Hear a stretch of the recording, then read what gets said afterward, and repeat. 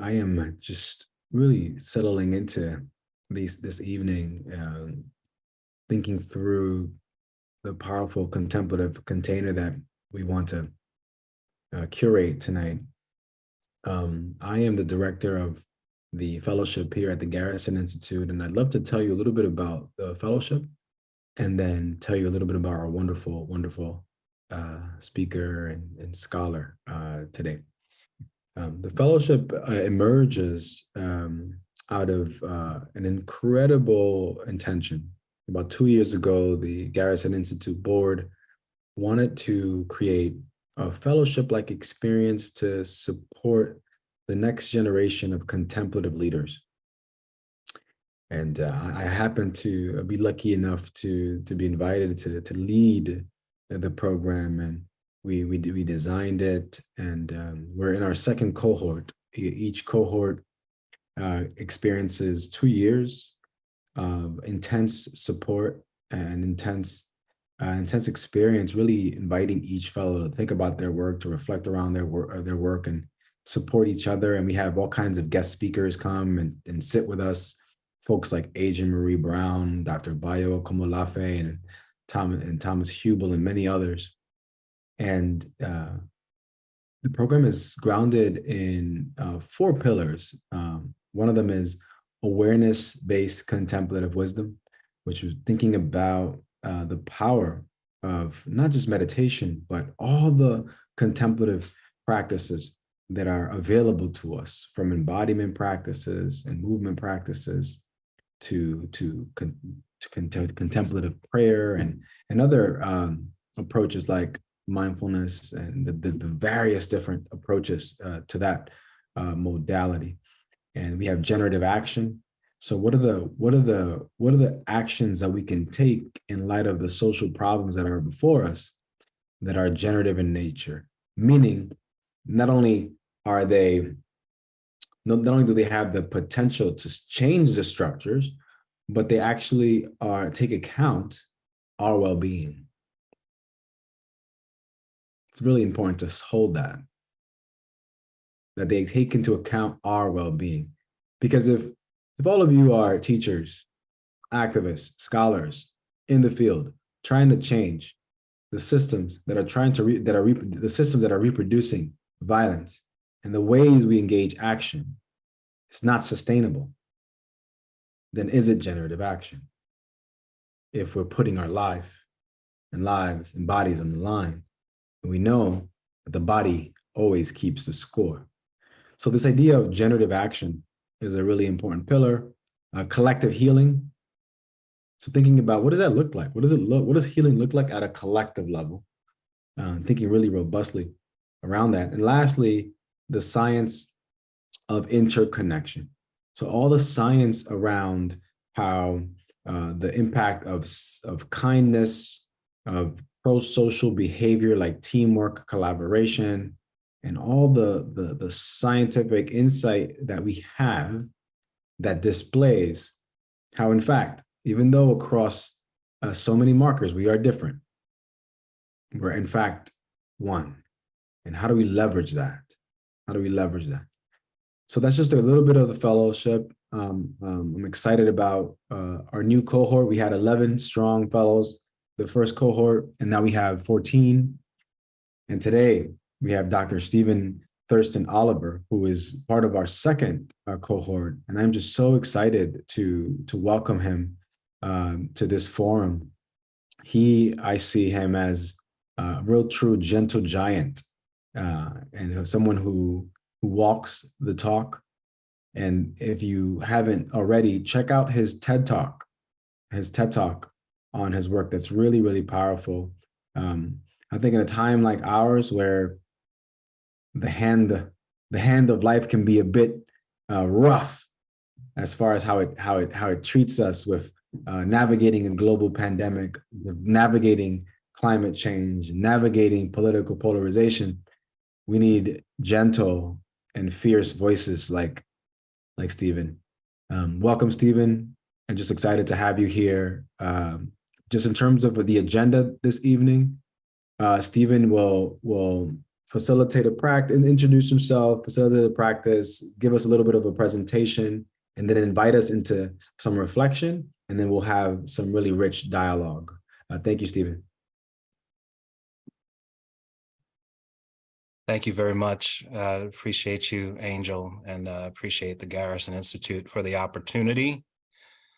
I thought, just because we've all had a very busy day, I'm sure, and still kind of sitting with all that has happened throughout the day and throughout the week, that it would be important for us to just enter into the space, and we could just do, maybe a minute or two of a practice. One that I'm sure many are familiar with, just what it means to sit and follow the breath. Right. So if you can allow yourself to arrive, if you can allow yourself to be here,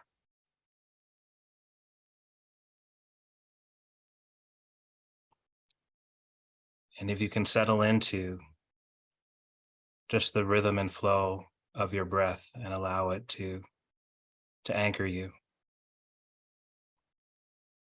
to ground you.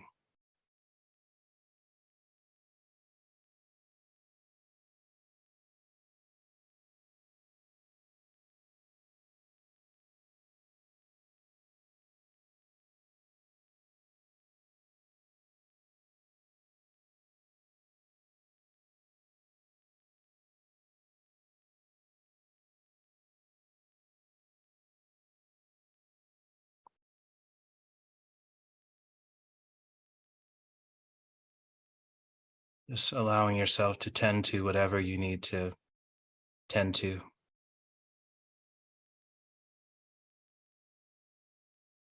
Just honoring that and giving it space.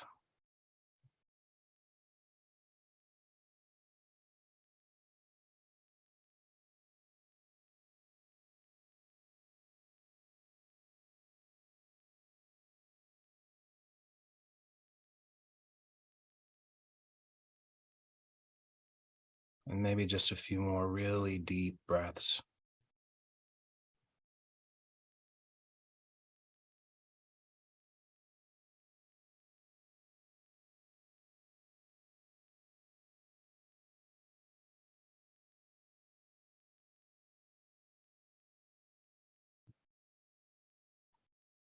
Okay.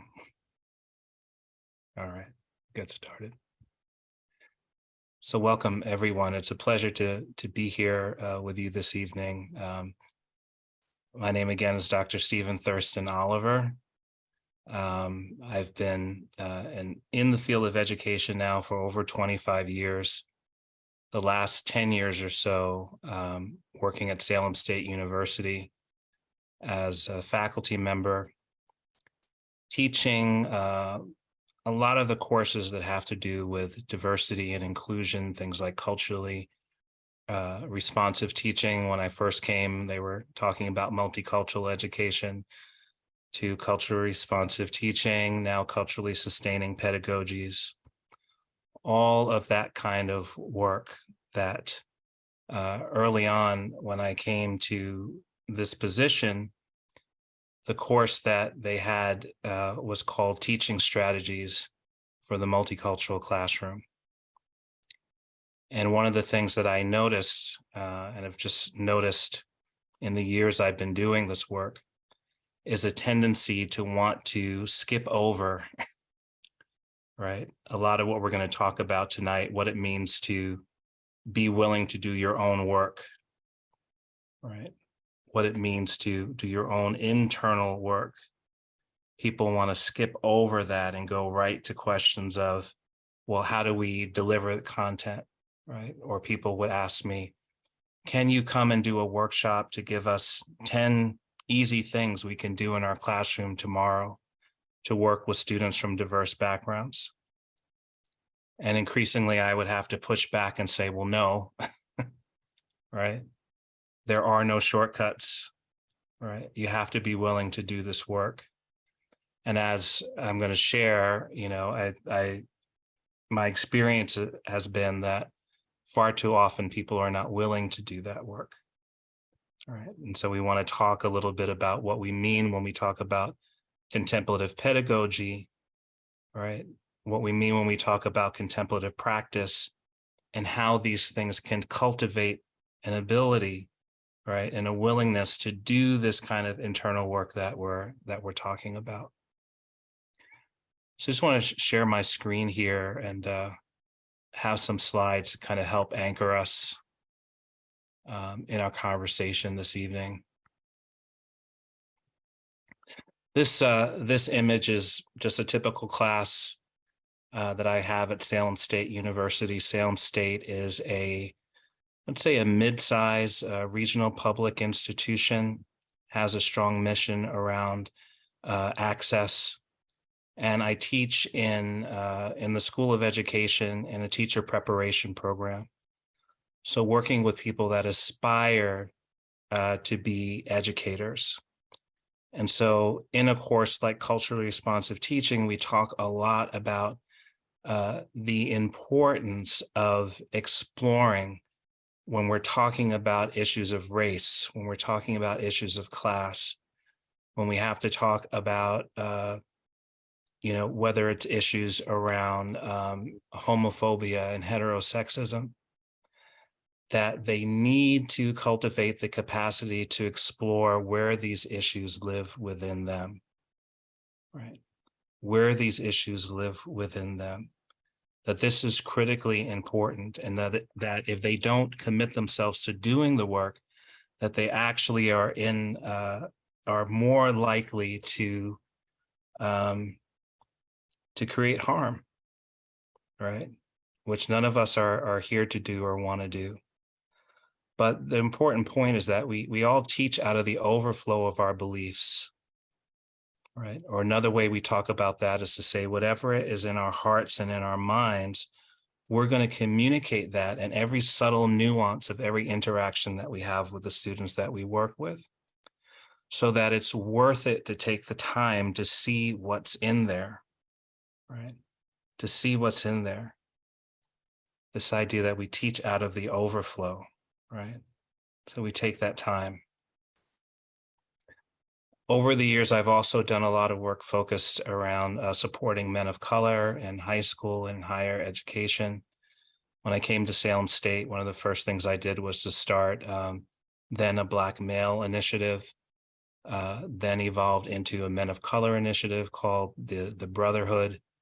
And this is an example of a learning community where myself and another faculty member taught 2 classes to the same cohort, just providing them support as they enter into the college experience. So very rich work that I am very happy to continue to be a part of.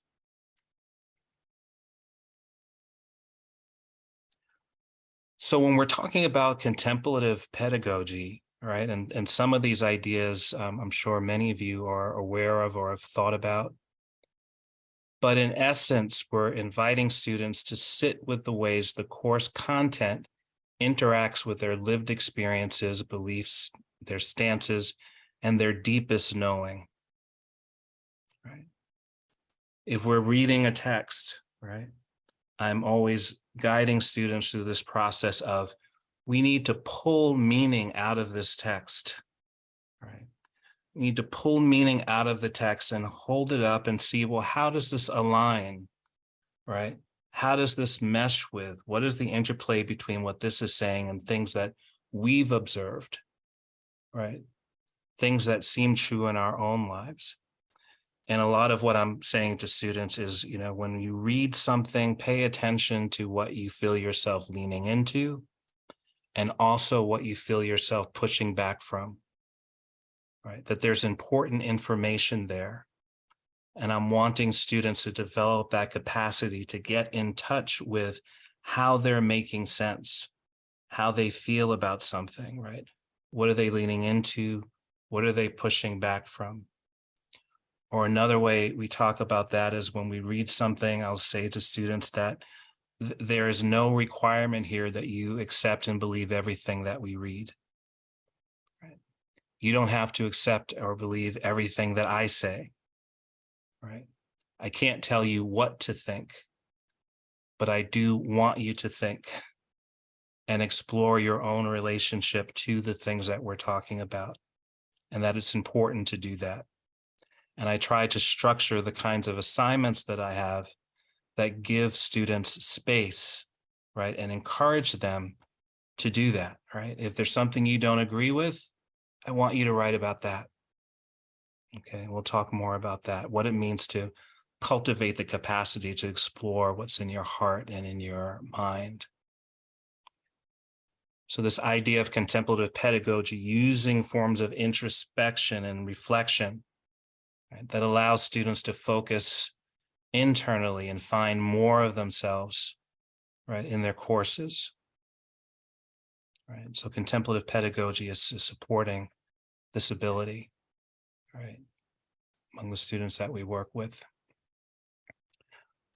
So this idea is an important one that I come back to a lot, right? This idea that as a teacher, that you are the primary instrument that you have to work with, right? You are the primary instrument. You are the tool. So this idea of there are no shortcuts, right? There are no toolkits. I would really love to erase the word toolkit from the field of education, right? And no shame on people if you've ever developed a toolkit. But the spirit of what I'm saying is there are no shortcuts. When I first came to the work, and again, the language we were using was around multicultural education. So there's no shortcuts, right? The primary way for you to become a more effective multicultural educator is to endeavor to become more multicultural yourselves. You have to spend time with people. You have to develop relationships. You have to get out and you have to walk neighborhoods. You have to develop the capacity to listen, right? And these are all things that contemplative pedagogy and contemplative practice help to cultivate this capacity to do these things that we're talking about. So when we say you're the primary instrument you have to work with in your teaching, right? And what you bring to that moment of engagement, right, will lay the groundwork for what's possible in that classroom environment, right? As teachers, we set the tone, right? And we have to model that. And students can feel, those of us who are teachers, like we know if we're having an off day and we kind of come in a place of anger, right? Or a place of kind of internal chaos or even cognitive dissonance, right? That impacts everything that's happening in that classroom environment. So to really take that on, this idea that you're the primary instrument, right? So this cultivation is something that we want to focus on. It's very, very important. So one of the ways that I get at this in the students that I work with is in writing. And a lot of these ideas, I would say, come from Toni Morrison and James Baldwin. This idea of writing being a powerful way of bringing clarity to your own thoughts, right? And by the time students are in college or in high school, students have just learned how to write for what they think their teachers want to hear. So oftentimes in reflection, students would start off the reflection with, "This was eye-opening to me." "This was wonderful," right? And then when we get into dialogue about whatever it is I asked them to read, you find out they didn't think it was eye-opening or wonderful at all, right? They're just telling me stuff. And so really wanting them to say, hey, this is your reflection, right? And I want you to write for where you're at in this moment. I want you to write for, again, what you feel yourself leaning into and what you feel yourself pushing back from. And really encouraging students that when they come into the field of education, that part of what makes it a field, part of what makes it a discipline, is the fact that individuals agree and disagree with each other all the time, right? And I want them to develop their own voices and have confidence in their own voices and their convictions, right? So I've had to craft assignments where I'd say, hey, I want to know what you think about this. I want to know what you're leaning into, what you're pushing back from, right? Don't overthink it. Just get words out on the page, just a stream of consciousness kind of writing, right? Can we do that so we can look and see what's in there? So this idea of writing being a way of exploring and discovering the themes echoing through our interior lives, right? And then we invite and model for students how writing can be used for this purpose and encourage them to get their thought out onto the page.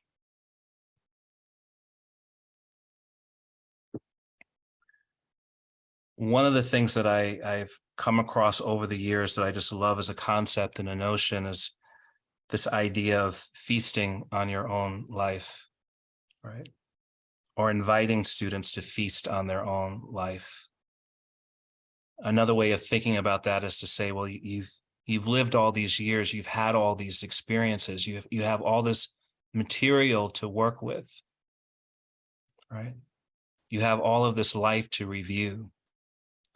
And contemplative pedagogy allows us to make use of the full range of our lived experiences. For people that aspire to be teachers, I'm often asking them to reflect on the teachers that they've had over the years. Right? Can they remember their first grade teacher, their third grade teacher, their fifth grade teacher? Can they remember the things that have happened to them in educational contexts? And understanding that everything that has ever happened, whether it's positive or negative, can be used, right, to help move us forward and bring about the good. Right. As a high school student, as a younger person, I guess I won't be embarrassed to share this, right? But I'm often saying to students, hey, I went to summer school every year I was in high school, right? I failed algebra, I failed geometry, I failed trigonometry, the classes we had to take, right? There's nothing you can tell me about the science of how to fail a course as a high school student. I know all about it, right? But so many of those experiences that I had, right, in knowing how do you get caught up, right? How do you fall behind, right? As I said, the science of failing a course, all those things are things I get to use now in support of students. And that story about the algebra, geometry, and trigonometry class, when I took those classes in summer school, and it was the only class that I had to take, I found that I could pass it. I could even do well with it, right? If I could just focus on that one thing and do it sequentially. So out of that comes this idea that, hey, just because you don't get something the first time, or that something doesn't come easily to you, just because you don't get something the first time does not mean that you cannot get it, right? And wanting students to understand that intelligence is something that can be nurtured, right? That we have to tend to. But it's one of so many ways that so many negative things that I've had happen over the years now become things that I can use for the good. And I want for students to kind of cultivate that thought also. Another important theme here is the idea that when you reflect on teachers that you had, the ones that were positive, that were wonderful, right?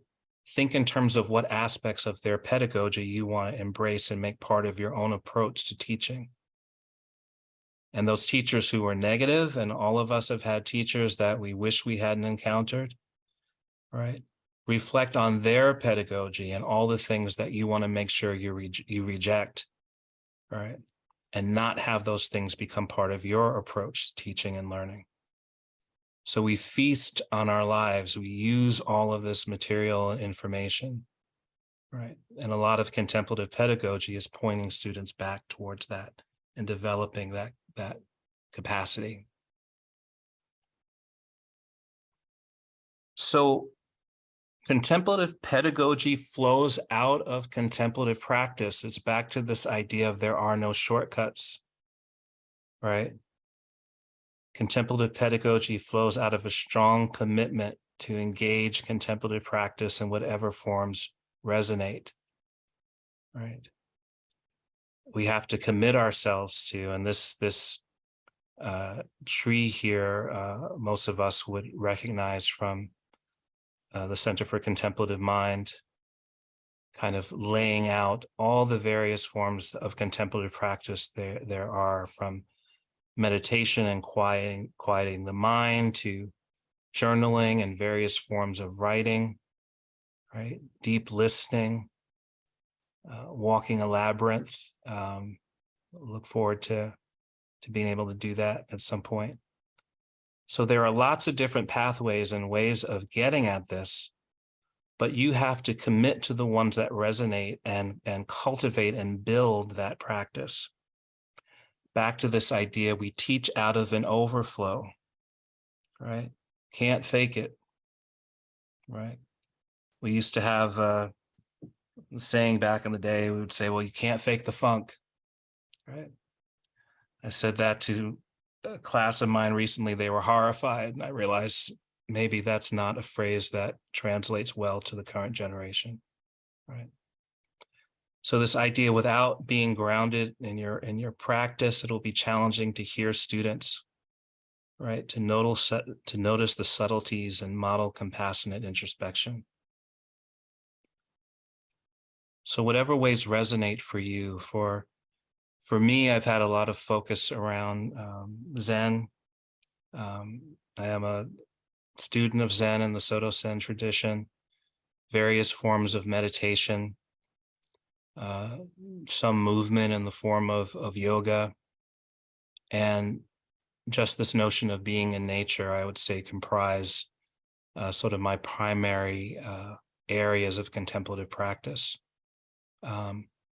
These are the things that resonate for me. Other things may resonate for you. What I want to challenge all of us to do is to think of what it would mean to, whatever our contemplative practice is, what would it mean to go deeper? Right? What would it mean to go deeper with it? So that we can reap the benefits of that, and so that that can start to inform our pedagogy and our approach in the ways that we're talking about. Another thing that's been very important to me is the arts. And a lot of the images that I've been sharing on the slides this evening, or really all of them save a few, come from this man, David Driscoll, who was one of the world's leading authorities on the subject of African-American art. And I actually discovered him at the Portland Art Museum. They had an exhibit, and was so sad to hear that although he lived to be in his early 80s, we actually lost him to COVID during the pandemic. But so much of his artwork is rich in an appreciation of nature in ways that have been very grounding. So one of the things that we thought we would do and might be interesting for us to engage in together is to try our hand at one of the prompts that I often use in a course like culturally responsive teaching, where we're asking students to grapple with issues of race, of racism, and to explore the ways in which these things live in them, right? Explore the ways in which these things live in them. And I'm often saying that we're at a place now where the concern for me is not so much whether or not someone is a racist. Right? The bigger question for me is, when you find racism within yourself, what do you do with it? Right? Can you find it? Can you look at it for what it is?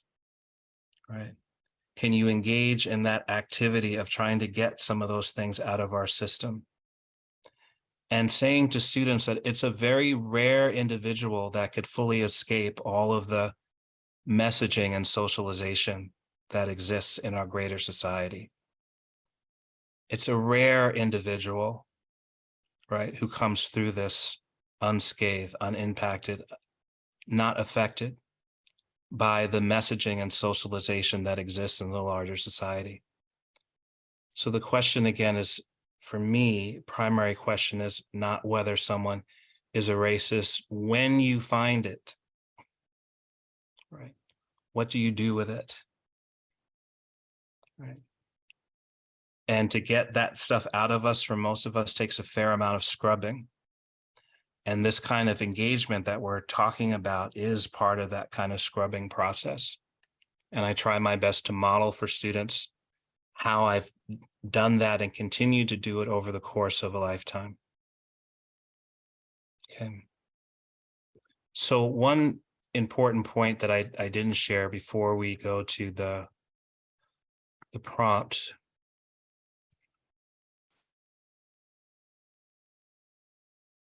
and sort of thinking of how it relates to these broader issues around DEI and some points that I was trying to clarify for us earlier. Right.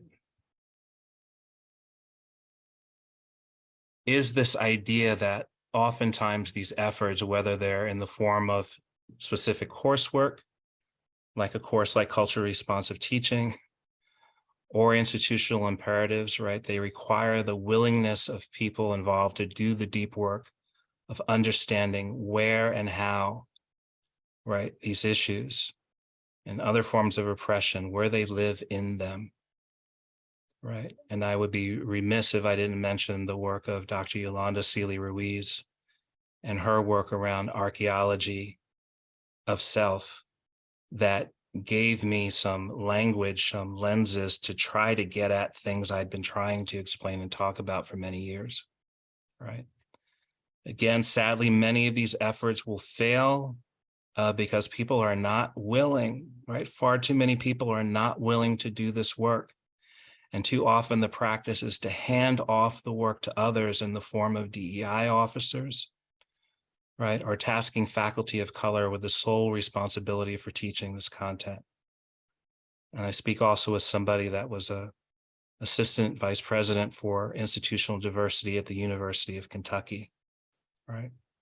Who want to hand off the work. We don't have to do it because we have this person that's charged with doing it.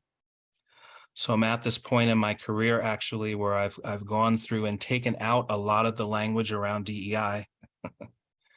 Not that I'm not doing the work, not that I'm not committed to doing the work, but I don't want to be the person of color in the context who's charged with doing it, right?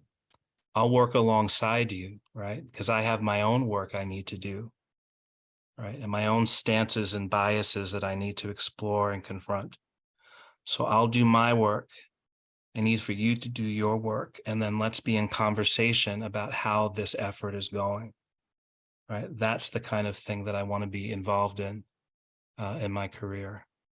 But we have to commit ourselves to this continual exploration over the course of our lives, right? And to understand that we never arrive.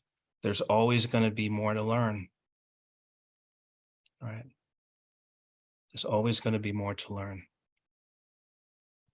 All right. So the prompt is, and if you have some paper, it would be great to see if you can write one vivid paragraph, or if you want to use, you have a phone with some note features, you can use that.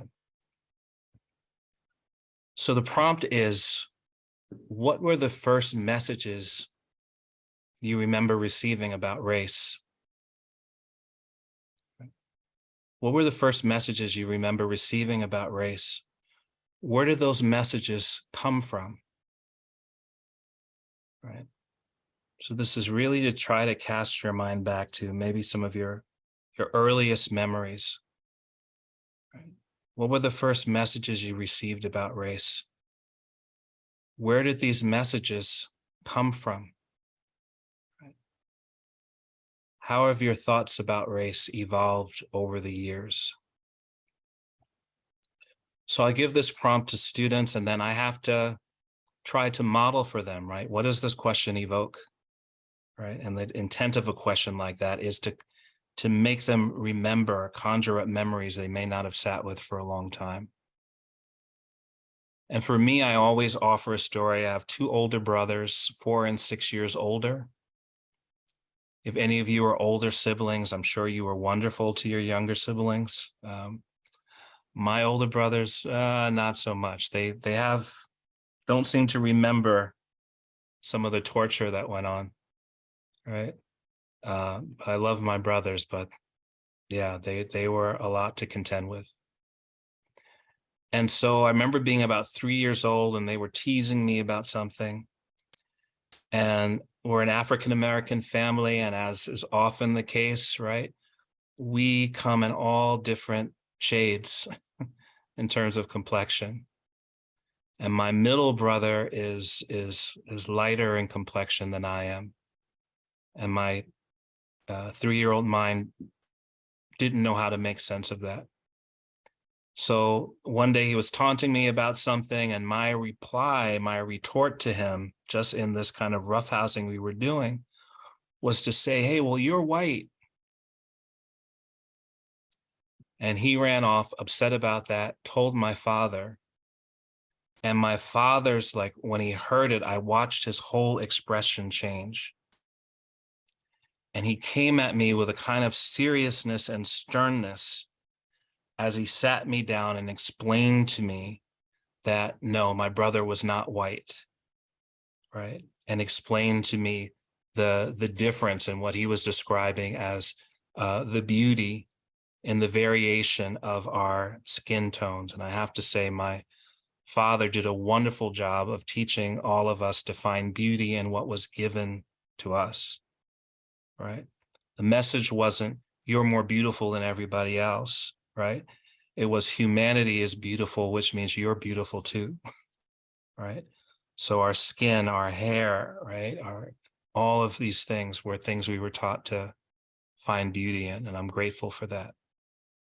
But that moment of him being so angry with me didn't seem to match, right, what I thought I had done or said in jest. And that moment always stayed with me to say, there's something here I need to pay attention to. Something here about race is powerful. I don't understand what it is, but anything that could make my dad shift like that, I need to pay attention to. So that's an example of a story that comes up for me. Before I ask you all to try to write in a stream of consciousness kind of writing, I just want to pose the question to Brother Angel. Yeah. And see, what does this question evoke for you? Well, it's a powerful question, and just allow me to just appreciate your presentation, your eloquence. I just want to just highlight some things that you said that were really resonant for me as a teacher. And when I mean teacher, I don't just mean that all of you who are in different roles as teachers, not just professors or educators, but in our organizations, in our lives, that we are the instrument. We are the instrument. That was really a powerful times we are a paradigm that needs to be kind of framed, and but we are the vehicle through which the pedagogy is delivered. So just reminding me about that was really powerful, and just that thinking about contemplation as a profound way to think about the depth of one's experience, and then just feasting on one's life. I mean, could you all imagine if our education system, not just public but also private, was invested in teaching young people how to feast on their life, how to cultivate a ferocious curiosity that was unbounded? So just want to, and this is the affordance and the benefit of contemplative pedagogy, is that it creates a sense of expansive reflection that would allow you to arrive at such a framing. In terms of your question, I have so many, and the one that it becomes most vivid is the ways in which race unfolds in Caribbean culture. Knowing that the Caribbean was such a hybrid space. We had people from Spain who had occupied the lands there. We had the mestizo, the indígena, the indigenous, the Taínos, the Arawaks, specifically in Dominican Republic and Puerto Rico. And then also the enslaved Africans that were brought over to work in sugar plantations. You see, as smallpox killed more and more of the Taínos and the Arawaks, the Spanish needed to replace the labor. But you fast forward 200 years, 300 years, you have societies in the Caribbean that are just beautiful, just a mixture. It's a melange. So in my house growing up, you had the world. My grandfather, who I never met, on my mother's side, he had blue eyes. He had blue eyes. My maternal grandmother, you could tell she was mestizo. You could tell she was mestizo. She had like a caramel tone in her skin.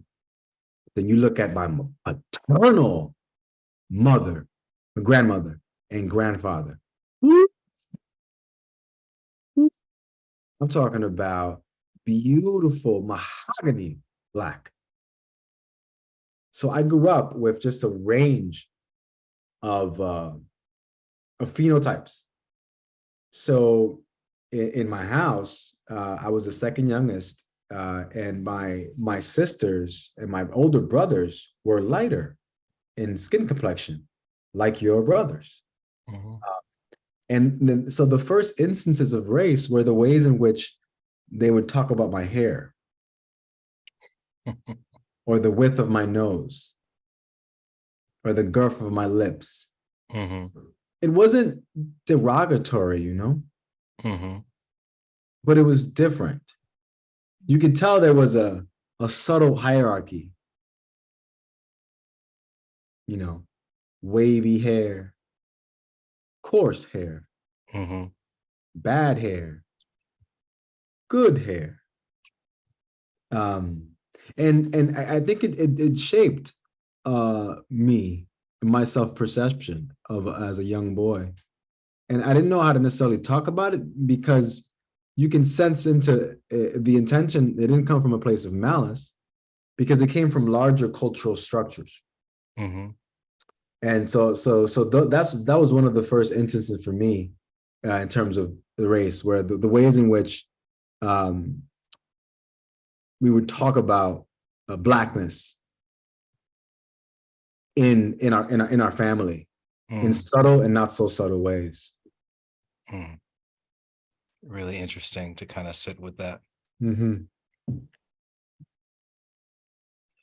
So the prompt for all of you, that again, it's going to be one vivid paragraph, right? A stream of consciousness kind of writing. Don't overthink it, right? Just see what the question evokes and see if you can get some thoughts just out on the page. We're going to take about 5 to 7 minutes just to do this free write and to see where it takes you.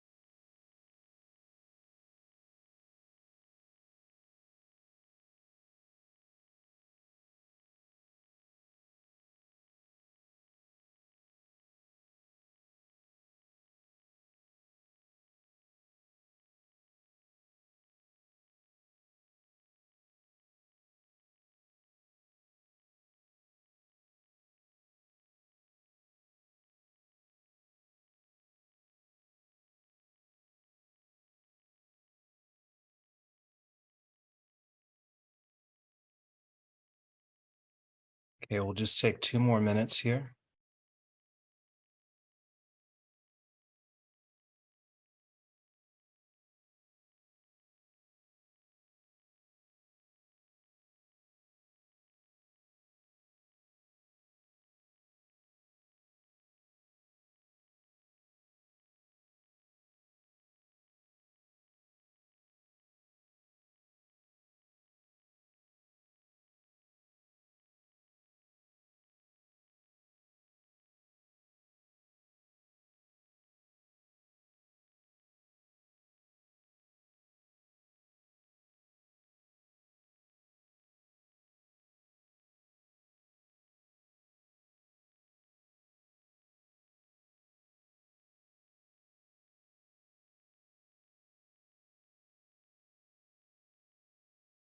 Okay, if you start to finish up whatever thought you're on, all right, and don't worry if it feels incomplete.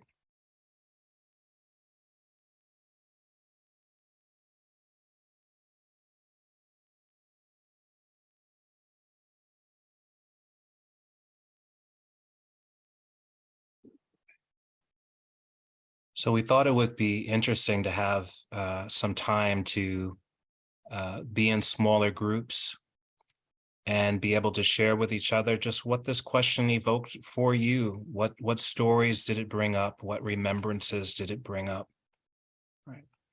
What was the experience like of even trying to, in this case, right, feast on your life to recall sort of what's in there? What was that experience like? And check in with each other, have some dialogue, right? Say hello, introduce yourselves to each other, right? And just see if we can let the conversation flow. And we'll stay in breakouts for about 10 minutes or so, and then we'll come back and see what things people have to offer, things that came up for them, things that were shared in the group, right? How you made sense of some of the themes that we've been talking about tonight, right? Anything that we'd like to talk about, we can kind of open up the space and engage. All great, great reflections, and I appreciate everybody who shared and kind of put their thoughts out there. I know sometimes that's not easy to do, and appreciate you showing up to engage with each other in the forums. And these are ongoing conversations. Hey, one other Bronx Science person. Ongoing conversations, and I was sharing with my students recently that I am now in my mid-50s, and I'm often struck by the fact that when I was sharing earlier about pulling away from doing DEI specific work, but the reality is that my body places me in that context, right? So there's a way that there's really no transcending, right? This is part of the work that I will be doing. My body places me in the context. And so often I'll get hit up by headhunters who will say, oh, would you be interested in applying to be the inaugural vice president for diversity for whatever institution? And when I say, I may not be interested in that role, but I may be interested at a later point in my career taking those frameworks and understandings and applying it to a position like dean or provost, right? And oftentimes at that point, there's like crickets, right? And that's one of the things that I've been really mindful of, is that, the work of DEI is critically important, and we need people in those roles, but we also need better representation in all the other leadership positions that make up the institutions that many of us are a part of. And beyond that, there's the only way I can just describe it, and some of my own contemplative practice helps me get at this sometimes, is that, all of us have these various social identities, right, that we come to understand the intersectionality of, right? But there's something about a human experience that kind of undergirds or is deeper than all of that, right? There's something that's deeper than all of that, right? aspect of you that's a human being living and moving in the world, right? And I often am frustrated that there aren't many environments where I'm allowed to kind of tap into that kind of essence, if what I'm saying is making sense. But lastly, I'll hand it back to Angel in a moment, but I appreciate people, showing up and being present. Again, I appreciate Angel and the Garrison Institute for the help and the support. And I would love to be in conversation with you if this is an interest of yours, right? To think through kind of what this could look like, what it could mean for our teaching, whether we're teaching in formal contexts or informal contexts, what it means to have contemplative pedagogy that flows out of our own practice and understanding. I would love to have more colleagues in the work. So please send me an email, and I will turn it around as quickly as I can. And I will hand it to Angel. Well, thank you so much, brother. Thank you so much. I want to appreciate you, and I want to appreciate my intuition when I sensed into the possibility of you being our first forum speaker from our second fellowship. So I just felt like, you would do a great job, and you did so graceful. I want to close out by saying a couple things. One is those of you who are visiting the digital walls of the Garrison Institute for the first time, welcome. Just welcome. As my people from the Bronx too say, pull up again, come back. We all know that the Bronx is the best borough in New York City. Let me stoke some fire now. It is the original Wakanda, but that's a different forum. I want to invite you back. Come back, and if you want to really have a transformative experience, come to the actual physical location itself in the Garrison Institute. It's a former Franciscan monastery. It is incredible. It's incredible, and we hope to have more in-person programming in person as well. My intentions are to support all of our fellows with displaying their expertise, just like we did today with Stephen. So, in fact, with him, my goal is that this becomes one of the many offerings, So just keep your eyes out, keep your ears out for offerings from the fellowship. There are several other offerings in the Institute.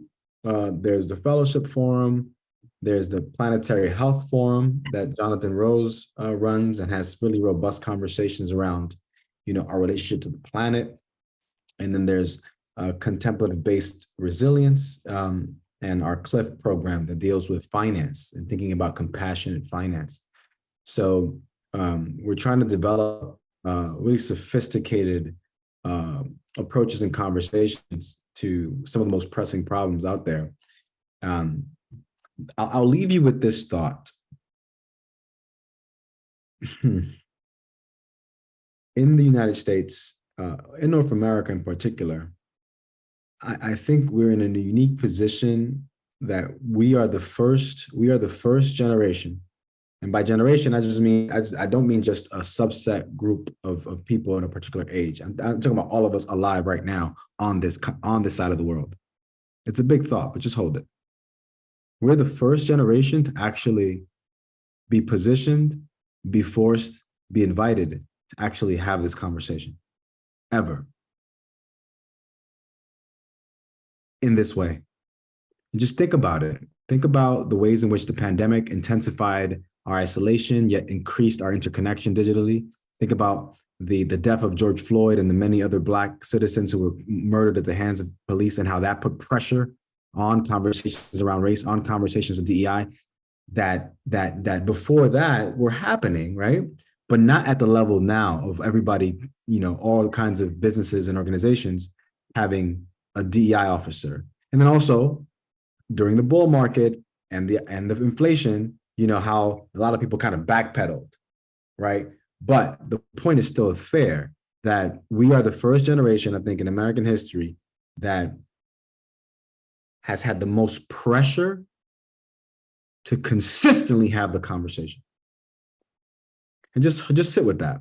There's something there. There's something there. And some of the things that came up today are some initial steps of how do we talk? How do we talk about race?